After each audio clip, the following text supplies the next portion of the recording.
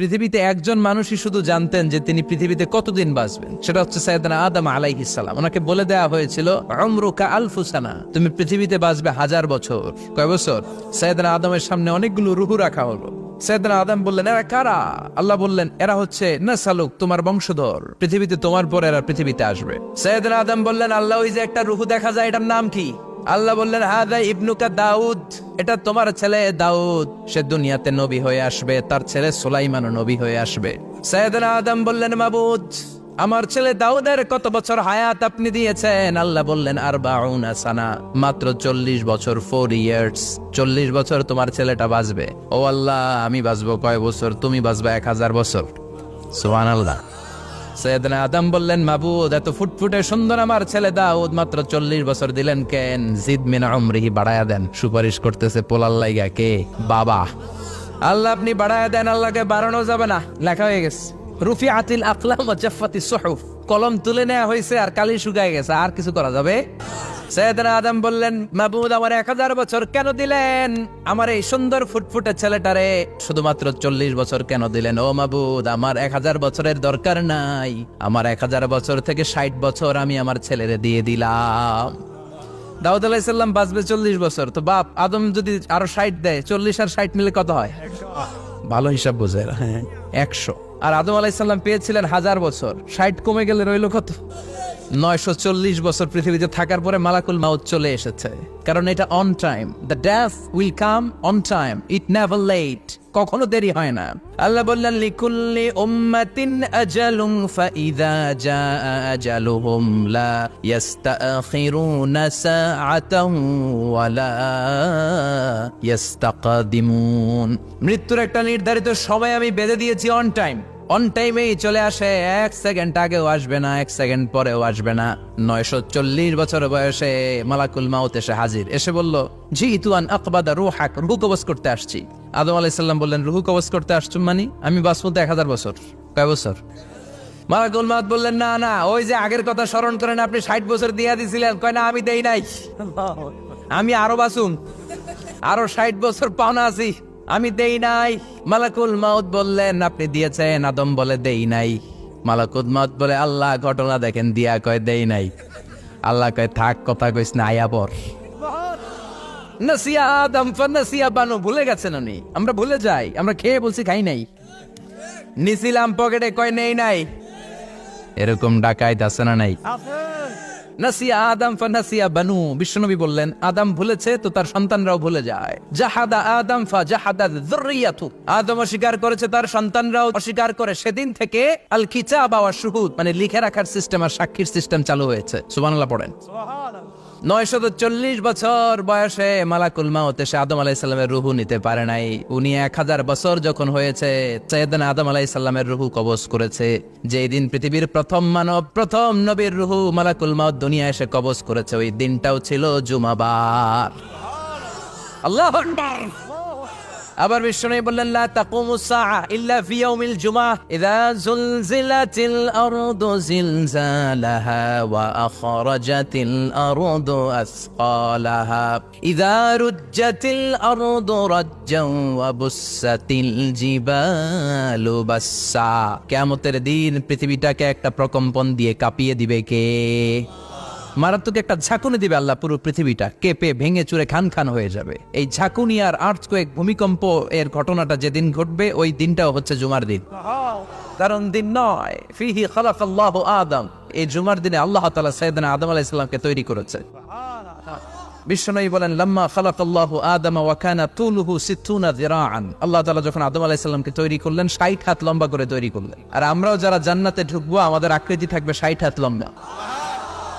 আল্লাহ সাইয়েদনা আদমকে তৈরি করলেন এই জুমার দিনে। আবার সাইয়েদনা আদম আলাইহিস সালামকে পৃথিবীর বুকে তিনি পাঠিয়ে দিয়েছিলেন এই জুমার দিনে। সুবহানাল্লাহ। কুলনা হাবিতু মিনহা জামিআ, ও Adam, go down with your wife, তোমার স্ত্রী হাওয়াকে নিয়ে পৃথিবীতে নামো। সাইয়েদনা আদম আলাইহিস সালামকে আল্লাহ তাআলা পাঠিয়েছিলেন শ্রীলঙ্কার একটা পাহাড়ে, অ্যাডামস পিক। ওখানে ঐতিহাসিকভাবে প্রমাণিত, এটা হাদিসে নেই, কুতুবুত তারিখে এসেছে। শ্রীলঙ্কা একটা পাহাড় আছে, কলম্বো থেকে অনেক দূর। ওই পাহাড়ের চূড়ায় সাইয়েদনা আদম আলাইহিস সালামের ফুটপ্রিন্ট আছে। ফুটপ্রিন্ট মানে পায়ের ছাপ। সুবহানাল্লাহ পড়ো। এটারে বলে ফিঙ্গারপ্রিন্ট। এটারে কি বলে? পায়ের গুলারে একজনের আঙ্গুলের ছাপের সাথে একজনের আঙ্গুলের ছাপের মিল নাই। শুধু তাই না, আমার এই আঙ্গুলের সাথে এই আঙ্গুলের ছাপের কোনো মিল নাই। আয়াহসাবুল ইনসানু আল্লান নাজমা ইযামা বালা কাদিরিনা আলা আন নুসাউইয়া বানানা। আল্লাহ বলেন, গোলাম তুমি মনে করেছো তোমার হাড্ডি গুড্ডি পচে যাবে, তোমাকে আমি একত্রিত করে আবার বানাতে পারবো না? বানানো তো অনেক দূরের কথা, আমি তো তোমার আঙ্গুলের ছাপগুলো সংরক্ষণ করে রেখেছি। চিল্লায় পড়েন আল্লাহু আকবার। 1880 সালে স্যার ফ্রান্সিস গাল্টন নামে একজন বিজ্ঞানী, তিনি আবিষ্কার করেছেন যে আমাদের আঙ্গুলের ছাপগুলো আলাদা, ফিঙ্গারপ্রিন্ট আলাদা। এই 10টা আঙ্গুলের একটার সাথে আরেকটার কোনো মিল নাই। এই পৃথিবীতে যদি 600 কোটি মানুষ হয় তাহলে 6000 কোটি আঙ্গুল, একটা আঙ্গুলের সাথে আরেকটা আঙ্গুলের ছাপের মিল আছে? যারা সিগনেচার দিতে পারে না এরা কি দেয়? টিপসই দেয়। সুবহানাল্লাহ। কি ম্যাজিক আল্লাহ আঙ্গুলে রেখে দিয়েছে, একটা আঙ্গুলের ছাপের সাথে আরেকটা আঙ্গুলের ছাপের মিল নাই। এখন এই বায়োমেট্রিক অথেন্টিকেশনের জন্য অনেক জায়গায় দিতে হয়। ইমিগ্রেশন পাস করবেন, গিভ ইউর ফিঙ্গারপ্রিন্ট। ভিসা করবেন, Schengen visa, European visa, provide your fingerprint first. Canadian এম্বাসিতে দিয়েছিলাম, সব আঙ্গুলের আলাদা আলাদা ফিঙ্গারপ্রিন্ট রেখেছে।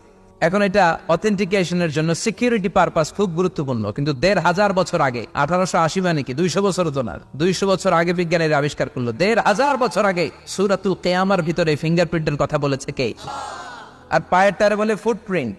এটা প্রাণীদের ক্ষেত্রে প্রযোজ্য, কারণ প্রাণীদের আঙ্গুল নাই, আছে? ওদের আছে পা। বাঘের কয় পা? 4 পা। বাঘের হাত কয়টা? হাত নাই, ওদের পা, ফলে ওদের ফুটপ্রিন্ট লাগে। সুন্দরবনে কয়টা বাঘ আছে এটার একটা হিসাব আছে। কি করে বলে, কেমন করে হিসাব করে? বাঘের কাছে যে গুনে, চেহারা তো একরকম, একটারে 3 বার গুণ। কথা গণ কিভাবে গণে তাহলে? বাঘসুমারি হয় কিভাবে? ফুটপ্রিন্ট, পায়ের ছাপ। একটা বাঘের পায়ের ছাপের সাথে আরেকটা বাঘের পায়ের ছাপের কোনো মিল নাই। আবার কাবা ঘরের পাশে একটা ছোট্ট জায়গা আছে, এই জায়গার মধ্যে রব্বুল আলামিন সব নবীদের পিতা সাইয়েদনা ইব্রাহিম আলাইহিস সালামের ফুটপ্রিন্ট রেখে দিয়েছেন। ওয়াত্তাখিযু মিম মাকামি ইব্রাহিম মুসাল্লা। সাইয়েদনা ইব্রাহিমের দাঁড়ানোর জায়গায় তোমরা নামাজের জায়গা করে নাও। আল্লাহু আকবার। সাইয়েদনা ইব্রাহিম আলাইহিস সালামের পায়ের ছাপ আছে কিন্তু মাকাম ইব্রাহিম। আর সাইয়েদনা আদম আলাইহিস সালামের পায়ের ছাপ আছে অ্যাডামস পিকে, শ্রীলঙ্কার ওই পাহাড়ে। তো যেদিন আদম আলাইহিস সালামকে আল্লাহ ওখানে পাঠিয়ে দিয়েছিলেন, ওই দিনটা ছিল জুমার দিন। সুবহানাল্লাহ নাই? এরপরে সাইয়েদনা আদমকে পাঠানো হলো শ্রীলঙ্কায়, সাইয়্যিদাতুনা হাওয়া আলাইহিস সালামকে পাঠিয়ে দেয়া হলো সৌদি আরবের জেদ্দা শহরে। আরবিতে জেদ্দা বা জাদ্দা মানে দাদি। জেদ্দাতুন বা জাদ্দাতুন মানে কি? দাদি। হাওয়া আলাইহিস সালাম আমাদের সবার দাদি, ঠিক কিনা? ওনার নামে এই শহরের নাম। বছরের পর বছর সাইয়েদনা আদম আলাইহিস সালাম এবং হাওয়া আলাইহিস সালাম আল্লাহর কাছে ক্ষমা চাইলেন, আল্লাহ ভুল করে নিষিদ্ধ গাছের ফল খেয়েছি, তুমি মাফ করে দাও। আল্লাহ বললেন, আদম কয়েকটা কালিমা শিখিয়ে দেব, এই কালিমাগুলোর পরে আমার কাছে দোয়া করো, আমি কবুল করে নিব। আল্লাহু আকবার। আল্লাহ শিখিয়ে দিলেন আর বললেন, আদম পড়ো, রাব্বানা যালামনা আনফুসানা ওয়া ইল্লাম তাগফির লানা ওয়া তারহামনা লানাকুনান্না মিনাল খাসিরিন। ও আল্লাহ, জুলুম করেছি নাফসের উপর, ভুল করেছি, অন্যায় করেছি, আপনি যদি ক্ষমা না করে দেন আমরা শেষ হয়ে যাব, আমরা হালাক হয়ে যাব, ক্ষতিগ্রস্তদের মধ্যে শামিল হয়ে যাব, ঠিক কিনা? আল্লাহ সাইয়েদনা আদম আলাইহিস সালামের তওবা কবুল করলেন। ওনার কাজ হচ্ছে তওবা কবুল করা। আমাদের কাজ গুনাহ করা, শয়তানের কাজ ওয়াসওয়াসা দেওয়া, আল্লাহর কাজ খালি মাফ করা। তার মানে আদম সৃষ্টি হলো জুমার দিনে, দুনিয়ায় নামিয়ে দেওয়া হলো জুমার দিনে, তওবা কবুল করে নেওয়া হলো জুমার দিনে, রূহ কবজ করা হলো জুমার দিনে, আবার কিয়ামত সংগঠিত হবে জুমার দিনে। পড়েন সুবহানাল্লাহ। আবার বিশ্বনবী বললেন, আর রমাদান ইলা রমাদান, এক রমজান থেকে আরেক রমজানের মাঝখানে যত গুনাহ হয় মাফ করে কে?